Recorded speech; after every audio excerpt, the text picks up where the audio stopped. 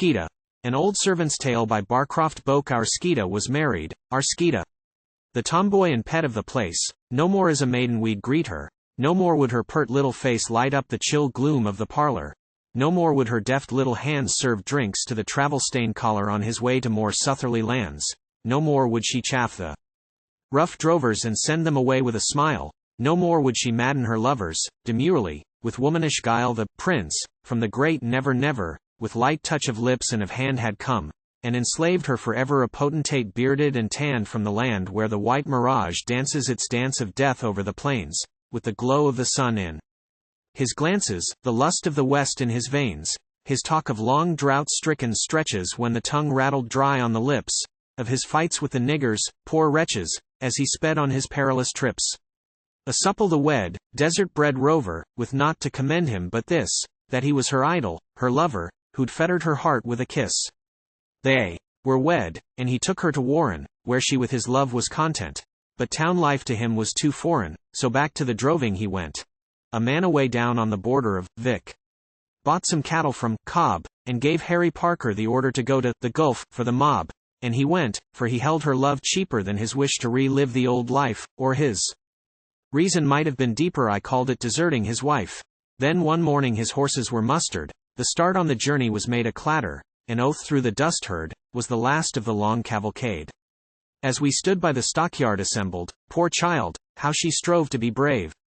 But yet I could see how she trembled at the careless farewell that he gave. We brought her back home on the morrow, but none of us ever may learn of the fight that she fought to keep sorrow at bay till her husband's return. He had gone, but the way of his going, 'twas that which she dwelt on with pain. Careless kiss, though there sure was no knowing when or where he might kiss her again. He had ridden away and had left her a woman, in all but in years, of her girlhood's gay hopes had bereft her, and left in their place naught but tears. Yet still, as the months passed, a treasure was brought her by love, ere he fled, and garments of infantile measure she fashioned with needle and thread. She fashioned with linen and laces and ribbons a nest for her bird, while color returned to her face as the bud of maternity stirred. It blossomed and died. We arrayed it in all its soft splendor of white, and sorrowing took it and laid it in the earth whence it sprung, out of sight. She wept not at all, only whitened, as death, in his pitiless quest, leant over her pillow and tightened the throat of the child at her breast. She wept not, her soul was too tired, for waiting is harrowing work. And then I bethought me and wired away to the agents in Burke. 'Twas little enough I could glean there, 'twas little enough that they knew. They answered he hadn't been seen there, but might in a week, perchance too. She wept not at all, only whitened with staring too long at the night. There was only one time when she brightened, that time when red dust hove in sight, and settled and hung on the backs of the cattle, and altered their spots, while the horses swept up, with their packs of blue blankets and jingling pots. She always was set upon meeting those boisterous cattlemen, lest her husband had sent her a greeting by one of them, in from the west. Not one of them ever owned to him, or seemed to remember the name. The truth was they all of them knew him, but wouldn't tell her of his shame. But never, though long time she waited, did her faith in the faithless grow weak, and each time the outer door grated, an eager flush sprang to her cheek. 'Twasn't he, and it died with a flicker, and then what I had long dreaded came. I was serving 2 drovers with liquor when one of them mentioned his name. "Oh, yes," said the other one, winking. On the Peru I saw him. He'd been in Eulo a fortnight then, drinking, and driving about with the Queen, while the bullocks were going to glory, and his billet was not worth a G.D. I told him to cut short the story, as I pulled to the door with a slam too late. For the words were loud spoken, and Skeeta was out in the hall. Then I knew that a girl's heart was broken, as I heard a low cry and a fall. And then came a day when the doctor went home, for the truth was avowed, and I knew that my hands, which had rocked her in childhood, would fashion her shroud. I knew we should tenderly carry and lay her where many more lie. Ah, why will the girls love and marry, when men are not worthy? Ah, why?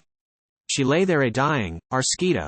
Not e'en did she stir at my kiss. In the next world perchance we may greet her, but never, ah, never, in this.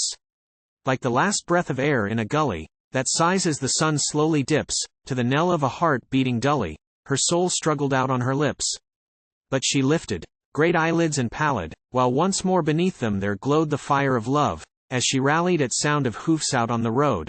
They rang sharp and clear on the metal, they ceased at the gate in the lane. A pause, and we heard the beats settle in long, swinging cadence again. With a rattle, a rush, and a clatter the rider came down by the store, and neared us, but what did it matter? He never pulled rein at the door, but over the brow of the hill he sped on with a low muffled roll. 'Twas only young Smith on his filly. He passed, and so too did her soul. Weeks after, I went down one morning to trim the white rose that had grown and clasped, with its tender adorning, the plain little cross of white stone. In the lane, dusty drovers were wheeling dull cattle, with turbulent sound, but I paused as I saw a man kneeling, with his forehead pressed low on the mound. Already he'd heard me approaching, and slowly I saw him uprise and move away, sullenly slouching his cabbage tree over his eyes. I never said anything to him. As he mounted his horse at the gate, he didn't know me, but I knew him, the husband who came back too late.